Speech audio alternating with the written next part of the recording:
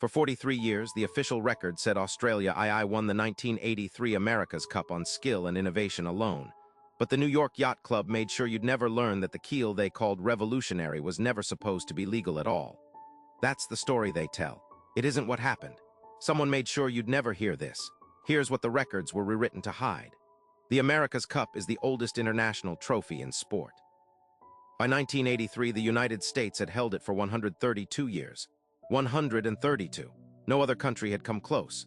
The New York Yacht Club treated it like property. Their property. Every challenger who showed up got beaten, not just defeated, sent home humiliated, and the cup stayed in the same glass case on 44th Street in Manhattan. Then Australia II arrived in Newport, Rhode Island, and something underneath that hull had never been seen before. A keel shaped like an inverted wing with two small fins angled down at the base. Nobody could explain how a wooden boat designer from Perth had solved a problem aerospace engineers had been circling for decades. They called it genius. The designer, Ben Lexon, took full credit. He said the ideas came to him. He said he built models and tested them himself. What the official account leaves out is where those models were tested. Not in Australia. Not in any facility Lexon had access to. In the Netherlands. At NLR, the Dutch Aerospace Center, one of the most advanced hydrodynamic research institutions in the world. The America's Cup rules at the time were explicit. Yacht design had to originate from the country of the challenger. Foreign assistance was disqualifying, not a gray area, not a technicality, disqualifying. The New York Yacht Club knew about the Dutch tests before the final races started. They filed a formal protest. They hired lawyers. They contacted the international measurement authorities. They pushed hard to have Australia II removed from competition. But here's what they didn't count on. The Dutch facility confirmed the tests had happened. NLR personnel were involved. There were runs no Australian lab could replicate. The obvious conclusion is that the NYYC protest was legitimate, that Australia II had crossed the line, and the establishment was right to push back. Except the New York Yacht Club was not acting in good faith. They weren't protecting the rules. They were protecting the trophy. And the officials positioned to rule on the protest had already signed off on Australia II as legal. Reversing that meant admitting they'd missed it, or that they'd looked the other way when it mattered. Here is what was actually buried.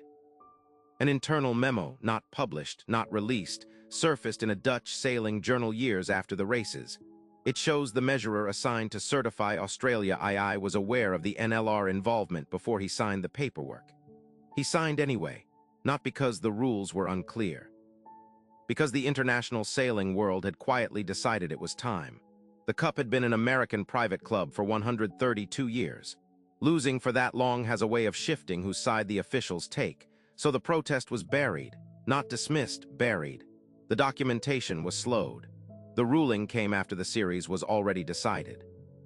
By then Australia II had sailed through Dennis Connor's defense, had crossed the finish line of Race 7 with the entire Newport waterfront screaming, had ended the longest winning streak in the history of international sport. The keel stayed under a shroud the entire regatta. Literally. They covered it with a green curtain every time the boat came out of the water. Photographers were turned away. Guards stood watch at the dock. 43 years later, the official record calls the keel a stroke of pure Australian genius. The Dutch engineers who ran those tests never received credit. Their names don't appear in the histories. What this changes is the shape of everything. Australia II didn't just beat America. Someone in authority decided in advance that the rules would bend far enough to allow it. Dennis Connor knew. He said so publicly. He spent years calling for a formal review. No one came. The New York Yacht Club lost the right to host the next cup, not for 132 years of strangling the competition, but for filing a protest that got too close to an uncomfortable truth.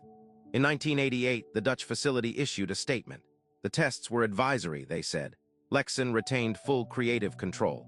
9 engineers who worked the project signed it. 4 did not.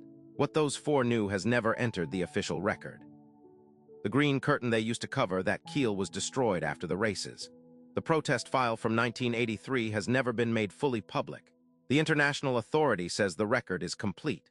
What you were never supposed to ask is whether the arrangement made in Newport in 1983, the quiet decision to let a result stand regardless of the rules, has been made again since. And whether the boats you're watching right now are hiding something underneath.